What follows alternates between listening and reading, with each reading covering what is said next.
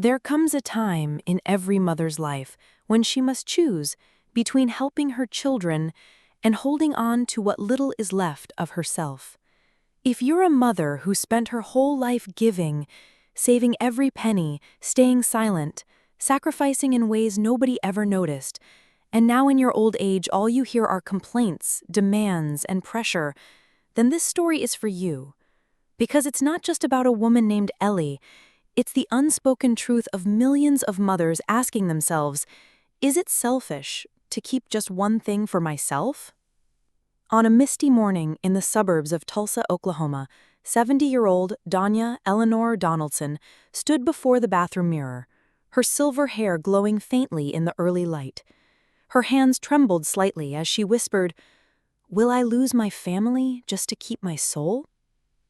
Just a few steps away, in their humble wooden home, 73-year-old Robert, Bob Donaldson, was trimming the rose bushes beneath an old pear tree, its trunk still bearing the carving, "Ellie and Bob, 1975. Ellie, a warm-hearted Irish-American woman with a gentle smile, once worked as a seamstress, staying up late sewing wedding dresses to feed and clothe their 4 children, Michael, Sarah, Laura, and Daniel. Bob, a former railroad engineer with calloused hands, took night shifts just to pay for their college tuition. Together, they built a life full of love and sacrifice. Their home had been filled with laughter, Christmas dinners, and late-night card games by the fireplace. It wasn't just a house, it was the story of their lives. Now retired, Ellie and Bob lived on a modest pension and a $30,000 savings they called their lifeboat. They were proud of their independence, fixing the roof themselves, tending to tomatoes and roses, and sitting hand in hand on the porch bench as the sun dipped below the trees. Their kids were grown now. Michael, 45, a sales manager in Dallas. Sarah, 42, an accountant in Tulsa. Laura, 39, a school teacher in Kansas City. And Daniel, 35, running a struggling tech startup in Austin. They loved their children deeply, but Ellie carried a quiet ache in her heart. The nights she stayed up patching Sarah's dresses. The day Bob sold his vintage watch collection to buy Daniel a laptop. It all seemed forgotten. Bob, quiet but deeply feeling, sensed the same, as if their sacrifices had turned invisible. One Sunday afternoon, golden sunlight filtered through the kitchen window as Ellie kneaded dough for butter cookies. The scent mixed with the sizzle of fried chicken on the stove. Bob hummed an old Irish tune out in the garden. Michael and his wife, Vanessa, arrived with a box of maple donuts, Ellie's favorite. Dinner was full of laughter and old stories. Michael's first bike crash, Laura's debut in the school play, memories that wrapped around them like a warm blanket. But Ellie noticed Michael's eyes, worried, restless. Later, by the fireplace, with the flames crackling gently, Michael spoke, his voice tense. "Mom, Dad, Daniel's company is falling apart. He's $25,000 in debt. If he doesn't get help, he could lose everything." Vanessa cut in coldly. "We've already helped him. He needs more. You have savings, right? This house is way too big for just the 2 of you. Sell it. You'll be more comfortable in a condo near us in Dallas." Vanessa's words hit like a blade. This house was where Bob proposed under the pear tree, where Michael blew out his first birthday candle, where Laura took her very first steps. Bob tightened his grip on Ellie's hand, voice firm. "This house is our whole life. We're not selling." Michael snapped, "You don't understand. Daniel's your son. What's the point of saving money if you won't help your own family?" Vanessa sneered, "If you don't care about Daniel, don't expect us to care for you later." Ellie trembled, her fingers gripping the chair. Bob's face turned red with anger. The room turned heavy, and then Michael and Vanessa walked out, slamming the door behind them. That night, in bed, Vanessa lay quietly under the soft moonlight. "Bob, are we being selfish?" she whispered. If Daniel fails, what happens to us? Bob's voice broke. Ellie, we gave them everything. Our time, our savings, our love. If we lose this house, we lose ourselves. But Ellie couldn't stop the questions in her heart. The nights she sewed through pain for Laura, the extra hours Bob worked just to send Michael to that seminar. Does being a mother mean giving up everything? The ache in her chest had no answer. 1 week later, the storm returned. Michael and Vanessa showed up again, this time with a loan contract drawn up by a lawyer. Michael's voice cracked into a near shout. "Mom, Dad, Daniel's desperate. Are you seriously going to let him lose everything instead of helping? How can you be so selfish?" Vanessa folded her arms, a cold smile on her lips. "This house is just a burden. Sell it. You'll live easier, closer to us. Or, do you really want us to turn our backs on you, for good?" Ellie felt her chest tighten, as if the very home where Bob once carried Laura through a fever, where they hosted every Christmas dinner, had been reduced to just a number. Bob slammed his hand on the table. "Enough! This house is not your bank, it's our life." Michael snapped back. "You'll regret this. You're letting your son drown." He stormed out with Vanessa, leaving Ellie trembling and Bob gasping for breath. But the pressure didn't stop. Michael began texting constantly. "You clearly don't care about your family." Vanessa posted a vague status online. "Family means support, but not everyone gets that." It racked up dozens of likes and comments. Ellie felt like the entire world was judging them. One night, sitting at the kitchen table, Ellie opened a long email from Michael.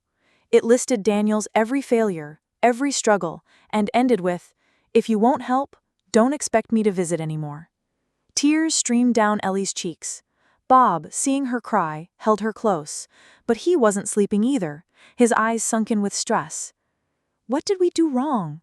he whispered, staring at the family photo on the wall. A week later, Michael returned, this time with Daniel. Daniel looked hollow, his eyes red. He dropped to his knees before them. "Mom, Dad, I know I pressured you, but I'm out of options. If you don't help, I'll lose everything." Vanessa stood behind him like a shadow, her voice sharp. "You're choosing this house over your own son. Don't expect us to stick around." Ellie fought to stay composed, but her heart was cracking.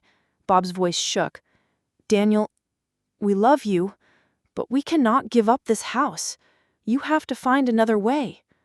Michael's face twisted in rage. He pointed at Bob and shouted, "You're heartless! Don't expect to ever see your grandkids again." That was the final cut. Ellie collapsed, clutching her chest. She couldn't breathe. Bob rushed to catch her, his own breath faltering, his face turned pale. Sarah and Laura rushed them to the hospital. Ellie was diagnosed with acute stress and dangerously high blood pressure. Bob's heart had gone into arrhythmia. In the hospital bed, Ellie held Bob's hand, tears spilling. "Bob, what did we do to make our children turn on us?" Bob, weak but clear, whispered, "All we wanted was to keep what little was still ours." Sarah and Laura stood by their side. "Mom, Dad," Sarah said softly, "Michael and Daniel are wrong. You deserve peace."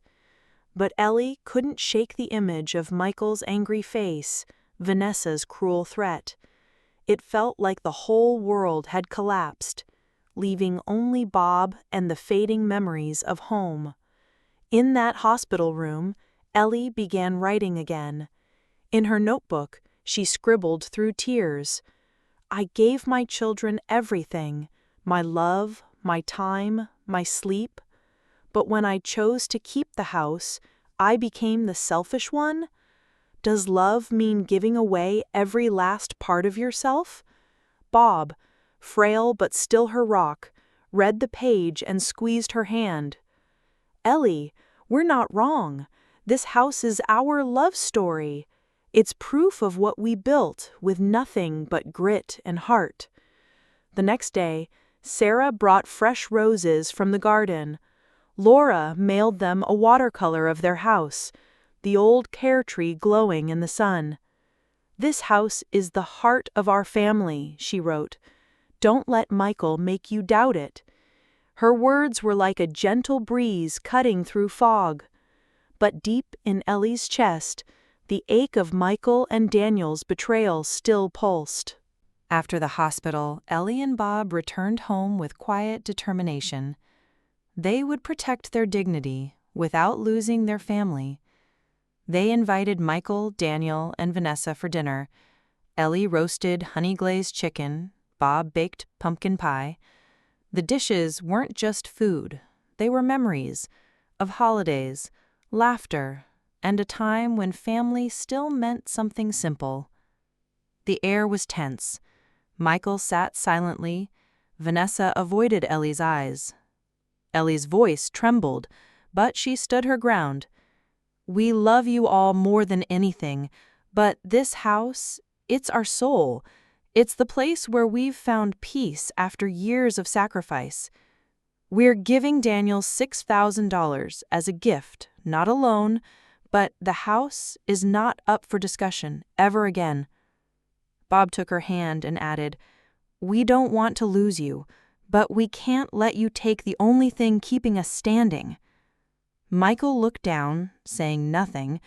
Vanessa exhaled but didn't argue. Daniel's eyes welled up as he whispered, "I'm sorry, Mom, Dad. I let the pressure blind me." The tension softened. They left with stiff hugs and quiet goodbyes.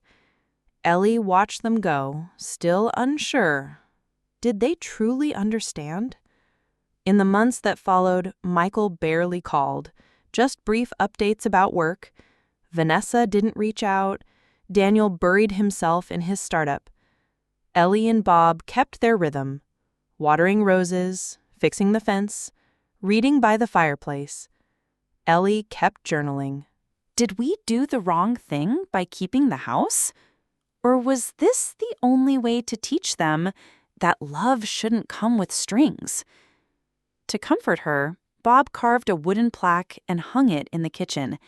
It read, "Ellie and Bob, still standing." It was more than a decoration, it was a vow. Sarah and Laura became their anchors.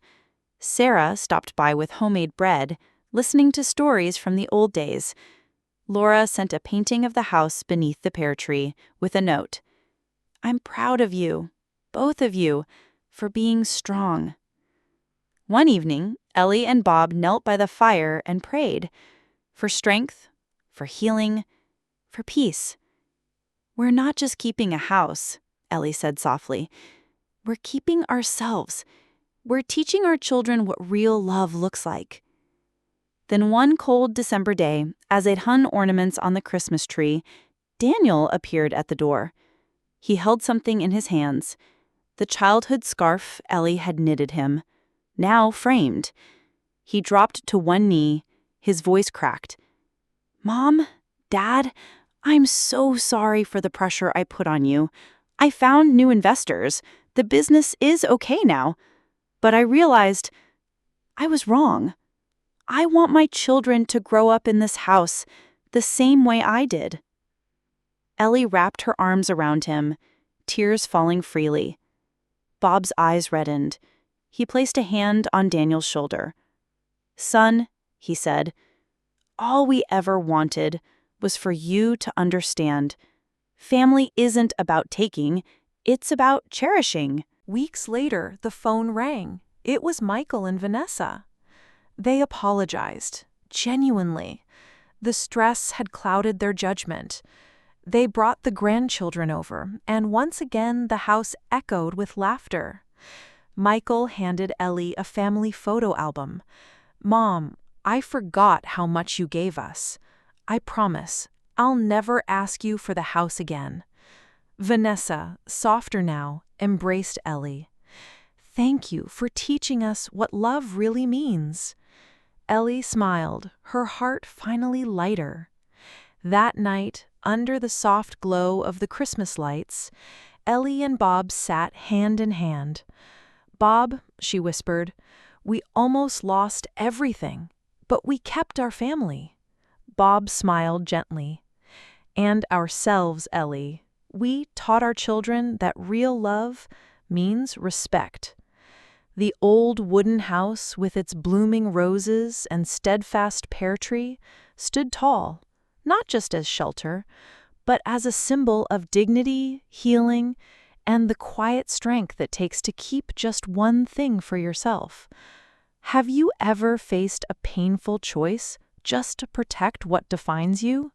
We'd love to hear your story in the comments below. If Ellie and Bob's journey touched your heart, click the heart. It's your quiet way of saying, "I see you." Don't forget to subscribe and hit the bell so you won't miss more stories like this. And tell us, where are you watching from? We're listening.